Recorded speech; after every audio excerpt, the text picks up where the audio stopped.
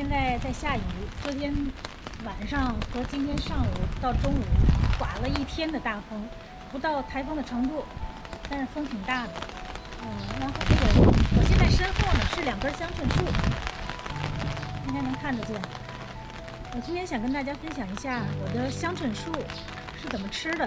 我一般从春天呢一直吃到现在还吃着呢。现在我的树现在大概有快10年了。我呢一般都是从春天吃到夏天，因为我孩子他们也不是特别爱吃，所以我就一般都是自己吃嘛。所以说我这个香椿树呢，一般炒2鸡蛋，一天呢就是炒2个，因为人呢最多一天吃2个鸡蛋比较好，吃太多不太好，所以我就一般是摘一点叶儿，炒2个鸡蛋。这就我的吃法呢，就是说这个树的上边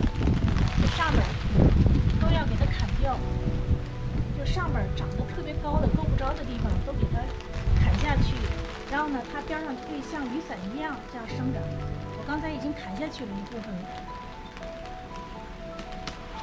这样嘛，看这上面上面有嫩的这一部分嘛，包括这不是特别大的叶子，我都是吃的。炒2、3个鸡蛋没问题的。剪下去几个树枝以后，现在剩下的是这些。等过一段时间，它还会有些小的叶儿要发出来，到那个时候呢，我再吃，一星期吃个2次、3次都没准。大家在种香椿的时候，是不是跟我有同样的烦恼呢？大家是不是都想培育出来小香椿苗呢？我是这样，但是呢，我一次都没有成功过。就为这件事，我前2天给我山东的舅舅打了电话。我说你们家的香椿树边上总是有一些小的树苗窜出来，可是我这边怎么窜不出来呢？他说你的树根周边有可能土太硬了，他想窜也窜不出来。你可以把它的树根周边挖一挖，把土松动一下。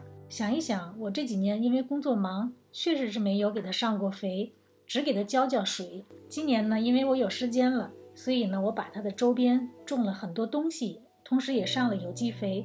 这样的话，现在它的状态是土应该是很松的。但愿它明年能够窜出来很多小树苗，但愿如此吧。你们的香椿怎么吃的呢？也可以告诉我，我们相互借鉴。欢迎你们在我的视频下方留言。感谢您的收看，我们下期再见。